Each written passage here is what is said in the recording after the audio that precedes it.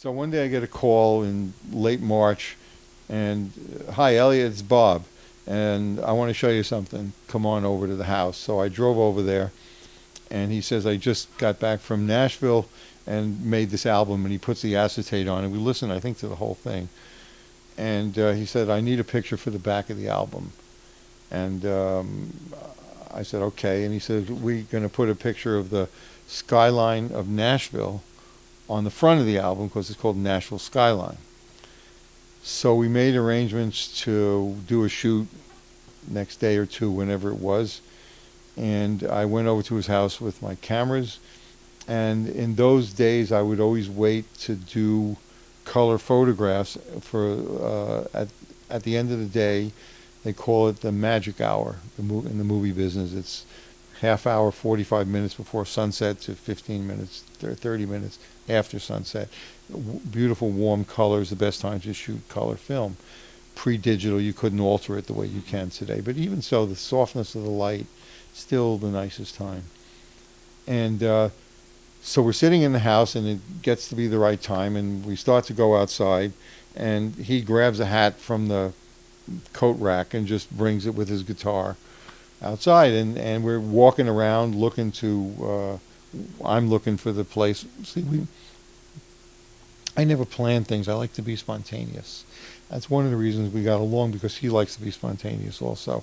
So it wasn't like we planned the shoot, or he planned really what he was going to wear particularly, or whatever. So on the spot, I'm looking for the right place to do the shoot, So before this, we're walking around. I took a picture here, a picture there, and he sits on the steps and so on. And let's see, I'll show you one of those pictures. Let's see if it's in here even. Yeah, this one. Okay. So this is one of the other shots we took. But as we were walking around looking for a place, he said to me, why don't you take one from down there? And he just points down there. In other words, get down and take a picture of me from that angle, or whatever. And I'm very receptive as a person, I hope, and as a photographer, and not wanting to have my own ideas about things. I just automatically listen. Why not? And started to get down on one knee and take the picture. And as I'm getting set up, he says, you think I should wear this hat? And so he was carrying that, and he puts it on. He was asking me my opinion of whether it would look good or not. And I said, I don't know. But as I'm saying it, I also take the picture that becomes the Nashville Skyline album cover. And if I had at all hesitated, or if I had let my thinking mind interfere with the flow of things, we would have missed that moment. Because the reason he was grinning like that, and you don't see him smiling at all on any other album. I don't know if there's any other album in existence where you see this kind of really cute look. But this is what the man is like. The Nashville Skyline look is the Bob Dylan that I knew at that time.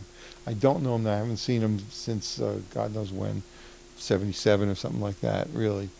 But the person, the father of the children and the family man and the inner Dylan, let's call it, to me, that's what he was like. He's always chuckling, always had something funny in his mind or talking about.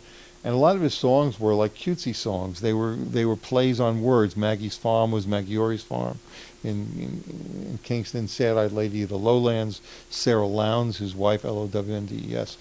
And he was very much into language and doing play on words and so on. And Quinn the Eskimo is Anthony Quinn in this film about the Eskimo or whatever, He was a very playful guy. And so he was kind of fooling around. Do you think I'll look silly in this hat? Am I going to look too silly here? And I said, I don't know, and just took that photograph. So it's really the picture's about being receptive and just playing around. And it would kind of be unthinkable you have a chance to photograph someone as famous as Bob, not to organize things, not to make sure it's going to work. But to me, it's the only way I like to work, really, is spontaneously. And I still do that. I'm still like that. What I shoot, what I do, all these flowers you see around are like that. If I bump into a flower, I take its picture. I never went out on a journey to photograph flowers. I wish I should maybe, but I don't. So what can I say? That was great.